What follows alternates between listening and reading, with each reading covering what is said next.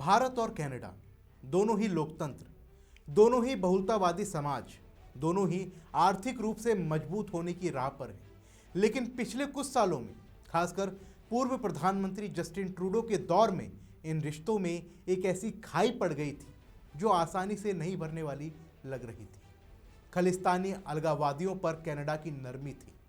हरदीप सिंह निज्जर हत्याकांड में भारत पर लगाए गए आरोप थे।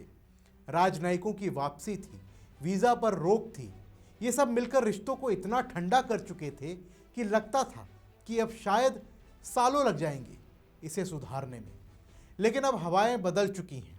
कनाडा के नए प्रधानमंत्री मार्क कार्नी भारत आने वाले हैं और इस दौरे से ठीक पहले कनाडा की तरफ से एक ऐसा कदम उठाया जा रहा है जो भारत के लिए एक तरह का संकेत है कि हम पुरानी गलतियों से सीख रहे हैं और रिश्ते सुधारने के लिए हम तैयार हैं। ये कदम कोई छोटा मोटा नहीं है, ये उस व्यक्ति से जुड़ा है जिसका नाम 26/11 मुंबई हमलों में लिया जाता है। आइए इस पूरी कहानी को समझते हैं, क्योंकि ये भारत कनाडा रिश्तों में नई शुरुआत की खबर है। सबसे पहले आप जान लीजिए तहब्बुर हुसैन राणा के बारे में। 64 साल का पाकिस्तानी मूल का कनाडाई नागरिक जो 1997 में कनाडा पहुंचा था, उसने 2001 में कनाडा की नागरिकता ली, लेकिन 26/11 हमलों की जांच में उसका नाम सामने आया। अमेरिका में उसकी सज़ा हो चुकी है डेनिस अखबार पर हमले की साजिश में शामिल होने के लिए, लेकिन मुख्य आरोप भारत पर है कि डेविड कॉलमैन हेडली के साथ मिलकर उसने मुंबई हमलों की प्लानिंग में मदद की। हेडली ने खुद कबूल किया था कि राणा ने उसे सपोर्ट किया है। अप्रैल 2025 में अमेरिका से भारत को एक्स्ट्राडाइट किया गया। एनआईए ने उसे गिरफ्तार कर लिया, लेकिन कनाडा में उसकी नागरिकता अभी भी बरकरार रखी गई थी। अब कनाडा सरकार ने उसकी नागरिकता रद्द करने की प्रक्रिया शुरू कर दी है। क्यों? क्योंकि इमिग्रेशन डिपार्टमेंट का कहना है कि राणा ने नागरिकता फॉर्म में झूठ बोला था। उसने कहा था कि वो 4 साल ओटावा और टोरंटो में रहा है, लेकिन जांच में पता चला कि वो ज़्यादातर शिकागो में था। रॉयल कैनेडियन माउंटेड पुलिस की जांच में वो एक फ्रॉड साबित हुआ। अब मामला फेडरल कोर्ट में है। कनाडा कहता है कि नागरिकता रद्द करना आसान नहीं है, लेकिन कानून की विश्वसनीयता बनाए रखनी जरूरी है।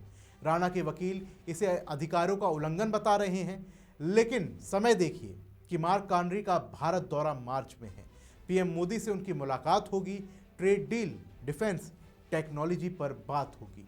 और ये कदम इसलिए महत्वपूर्ण है क्योंकि ट्रूडो के दौर में कनाडा ने खालिस्तानी तत्वों को शेल्टर दिया गया। निज्जर हत्याकांड में भारत पर आरोप लगाए गए। भारत ने जवाब में कनाडाई राजनयिकों को निकाल दिया था, लेकिन कार्नी सरकार बदलाव लाई। राणा की नागरिकता रद्द करने की प्रक्रिया भारत को संदेश दे रही है कि हम 26/11 जैसे आतंकवाद के मुद्दे पर अब भारत के साथ हैं। कार्नी ट्रेड डाइवर्सिफिकेशन चाहते हैं। भारत के साथ मजबूत संबंध जरूरी हैं। अमेरिका चीन तनाव में भारत की भूमिका बढ़ रही है। कनाडा को भारत के साथ अच्छे रिश्ते चाहिए और ये कदम दिखाता है कि कनाडा पुरानी गलतियों से सीख रहा है।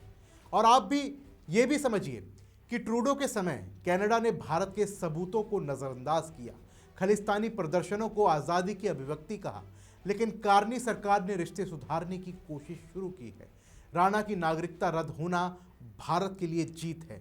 अगर ये रद्द हुई तो राणा विदेशी नागरिक बन जाएगा। एक्स्ट्राडिशन या अन्य कार्रवाई आसान हो सकती है, लेकिन ध्यान दें कि ये रद्दीकरण आतंकवाद के आरोप पर नहीं, फ्रॉड पर है। फिर भी समय बहुत महत्वपूर्ण है। कार्नी का दौरा मार्च में है। ये कदम भारत को दिखाता है कि कनाडा अब गंभीर है, लेकिन यहाँ सवाल उठते हैं कि क्या ये सिर्फ दिखावा है या फिर असली बदलाव। ट्रूडो के दौर में कनाडा ने भारत को चुनौती दी। अब कार्नी क्यों आगे आए?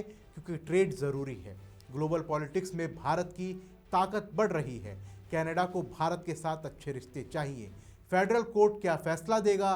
राणा के वकील लड़ेंगे, लेकिन ये कदम भारत कनाडा रिश्तों में नई उम्मीद जगाता है।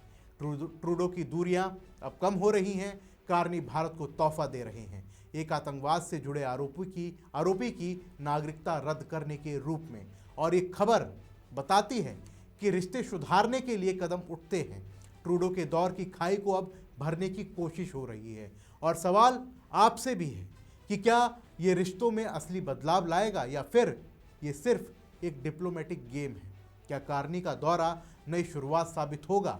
कमेंट बॉक्स में अपनी राय हमें ज़रूर दें, क्योंकि अंतर्राष्ट्रीय रिश्ते सवालों से ही मजबूत होते हैं। फिलहाल के लिए इस रिपोर्ट में बस इतना ही। मिलते हैं अगली वीडियो में, तब तक के लिए जय हिंद। वीके न्यूज, राष्ट्र के नाम।